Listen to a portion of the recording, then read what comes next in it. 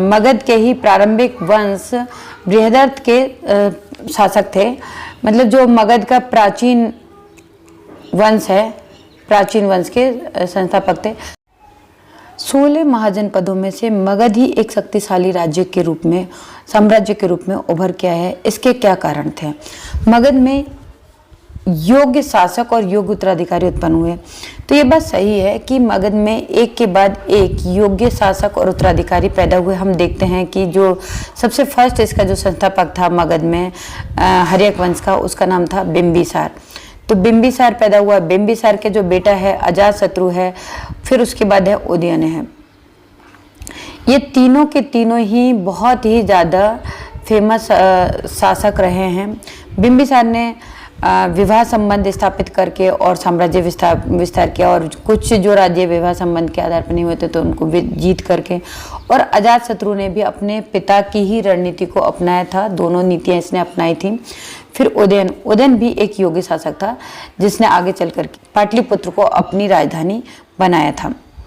तो इसका जो आंसर हो जाएगा वो आपका उपरोक्त सभी इसका आंसर हो जाएगा। मगध के किस राजा ने पाटलिपुत्र को सर्वप्रथम अपनी राजधानी बनाई? तो ये भी मैंने अभी जस्ट बताया कि पाटलिपुत्र को किसने राजधानी बनाई थी, तो ये हो जाएगा उदयन ने बनाई थी। आगे चल करके नागवंश में ये जो राजधानी थी वो चेंज हो गई, परंतु जो कालाशोक जो शासक था ये नागवंश का है, तो इसने फिर आगे चलकर वापस से पाटलिपुत्र को अपनी राजधानी बनाई थी। ये जो पाटलिपुत्र की जो राजधानी रही थी वो आपकी मौर्य काल में भी यही रही है और गुप्त काल में भी यही रही है। निम्नलिखित में से कौन सा शासक था जो भगवान बुद्ध और भगवान महावीर दोनों का समकालीन शासक था? भगवान बुद्ध और भगवान महावीर, और इन दोनों के अगर आपको टाइम पीरियड पता रहेगा तो आप ज़्यादा अच्छे से इस क्वेश्चन को समझ पाएंगे। तो सबसे फर्स्ट हम देखते हैं क्या, जो बुद्ध भगवान जी हैं उनका जो जन्म हुआ है वो आपका हुआ है 563 BC में, और डेथ हुई है इनकी 483 BC में। और इधर जो आपके महावीर जी हैं इनका जो जन्म हुआ है 599 ईस्वी पूर्व में हुआ है, और इनकी जो डेथ हुई है वो हुई है आपकी 540 BC में। तो ये दोनों डेट के हिसाब से फिर जो बिंबिसार है उसका जो टाइम पीरियड है, बिंबिसार का टाइम पीरियड है आपका, जैसे आपको समझ में आ गया होगा कि इसका जो समकालीन शासक है वो आपका हो जाएगा बिंबिसार। तो बिंबिसार हो जाएगा। अजातशत्रु जो है ना वो आपके बुद्ध के समकालीन तो था, क्योंकि इस टाइम पे अजातशत्रु आ जाता है, परंतु जब महावीर जी हैं उनके टाइम का ये नहीं है। तो इस तरह से आपको इसका राइट आंसर समझ में आ गया होगा। मगध के किस शासक के शासनकाल में अलेक्जेंडर ने भारत पर आक्रमण किया था? तो मगध के जो शासक है वो इस टाइम पे कौन था, ये जानने के लिए आपको पहले तो ये पता होना चाहिए कि ये जो अलेक्जेंडर है, अलेक्जेंडर कौन था। इसके नाम से आप बिल्कुल कंफ्यूज मत होइएगा। ये जो है सिकंदर महान जो था वो ही आपका अलेक्जेंडर है। और सिकंदर महान ने जो आक्रमण किया था भारत पे वो किया था 326 BC में। अब 326 BC में उस समय भारत में शासक कौन था? तो उस समय जो भारत में शासक था वो घनानंद था। तो घनानंद था और ये नंदवंश का अंतिम शासक था। ठीक है, नंदवंश का अंतिम शासक। नंदवंश का जो संस्थापक था वो ये था पद्मानंद। चंद्रगुप्त मौर्य जो है इसके बाद का शासक है। किसके? घनानंद। जैसे घनानंद के साथ ही नंदवंश खत्म हो जाता है, तब चंद्रगुप्त मौर्य आता है 323 BC में आता है। और शिशुनाग तो नागवंश का संस्थापक है और ये पहले आ जाता है। सिकंदर महान था ने जो आक्रमण किया था वो मगध पे नहीं आक्रमण किया था, वो किस पे किया था? उत्तर पश्चिमी भारत में किया था। पंजाब में एक जगह है पोरस पे किया था। और पोरस में इनके बीच में सिकंदर और पोरस के शासक के बीच में एक युद्ध हुआ था, हाइडेस्पीज विदस्ता जो युद्ध हुआ था वो 326 ईसा पूर्व में हुआ था। मगध जहाँ पे था वहाँ पे इसकी जो सेना नहीं आई थी वो वहीं से ही पंजाब से वापस लौट गई थी। अजातशत्रु ने वज्जी संघ पर विजय प्राप्त करने हेतु कौन से हथियारों का उपयोग किया? एक तो हो जाएगा रथमूसल, और एक हो जाएगा महाशिलाकंटक। इन दोनों हथियारों का उपयोग किया था क्योंकि उस समय मगध में भरपूर मात्रा में लोहे का उपयोग होने लगा था। लोहे के उपयोग की वजह से ये दोनों औजारों का प्रयोग आसान हो गया था। हर्यक वंश को पितृहंता वंश माना जाता है। इस वंश का प्रथम पितृहंता शासक कौन था? इस वंश का प्रथम पितृहंता शासक कौन था, इसके बारे में जानने से पूर्व आपको ये पता चल होना चाहिए कि इस वंश का संस्थापक कौन था। संस्थापक, वास्तविक संस्थापक आपका था बिंबिसार। और जो बिंबिसार था इसने करीबन 52 साल तक शासन किया था। तो 52 साल तक इसने शासन किया था। तो इसका जो बेटा था पुत्र अजातशत्रु, ये इस बात से दुखी हो गया कि भाई कितने दिन तक शासन करेगा, कितने दिन तक, तो इसने इसका खेल खत्म कर दिया। तो पितृहंता वंश का प्रथम शासक कौन हो जाएगा? पितृहंता, ये हो जाएगा अजातशत्रु।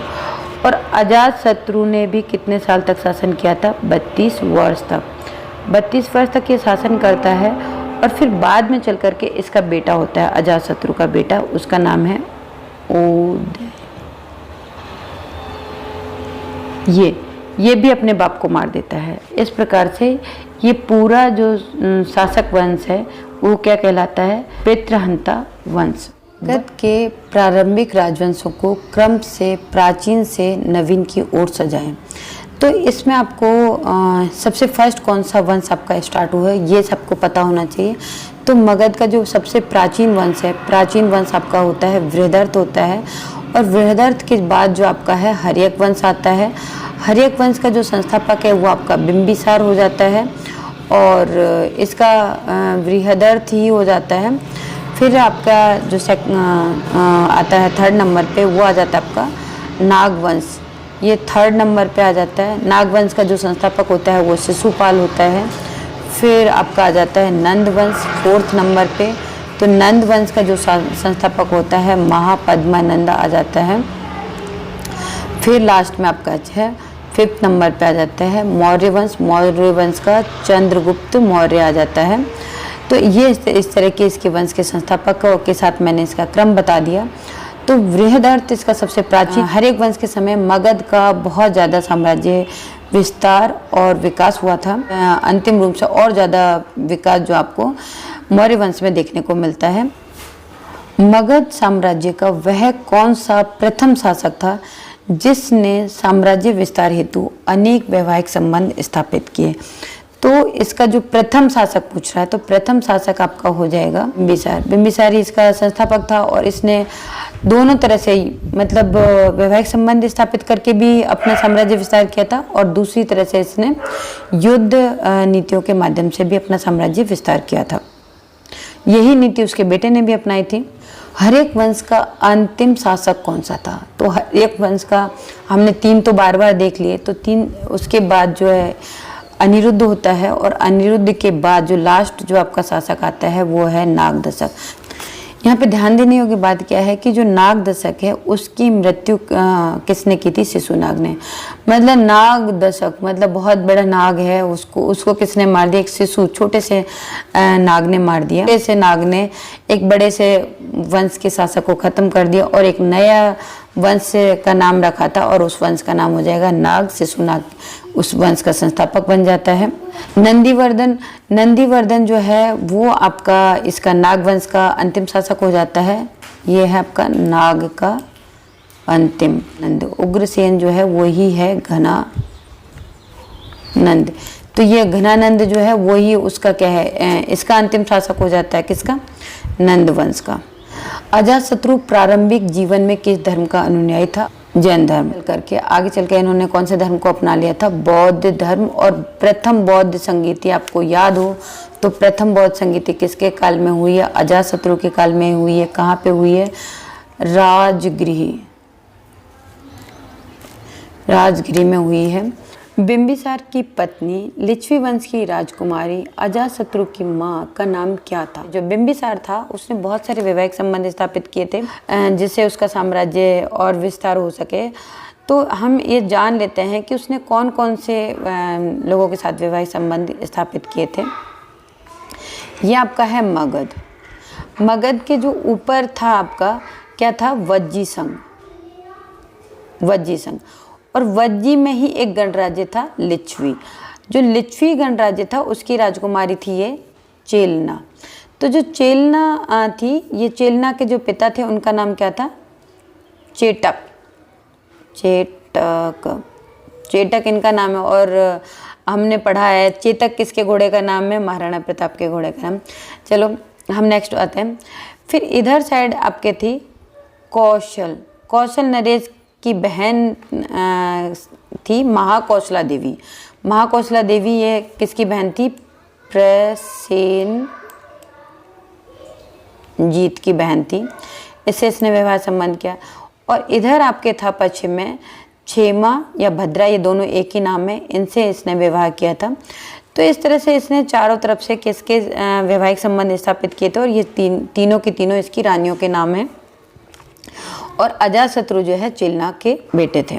नागवंश का वह कौन सा शासक था जिसे काकवर्ण कहा जाता है, जिसके काल में द्वितीय बौद्ध संगति का आयोजन हुआ था? काकवर्ण का पूछा गया है तो इसका मतलब सीधे सी बात है कि वो बहुत ही काला रंग का होगा। काला रंग का होगा। तो काला तो था ही, और उसका नाम भी ऐसा ही है, काला शोक। काला शोक, ठीक है। तो काला शोक के समय द्वितीय बौद्ध संगति का आयोजन हुआ था। कहाँ पे हुई थी? वैशाली में हुई थी। पर यहाँ ध्यान देने की योग्य बात क्या है कि ये बौद्ध संगीत से इसने किस में आयोजित करवाई थी? वैशाली में। पर आगे चल करके इसने अपनी राजधानी जो थी वो पाटलिपुत्र कर ली थी। नंदवंश का अंतिम शासक कौन था? अभी मैंने इसको करवा दिया था आपको, फिर भी बता देती हूँ। नंदवंश का अंतिम शासक कौन था? वो आपका है घनानंद। घनानंद था। महापद्मानंद इसका संस्थापक था। नागदशरथ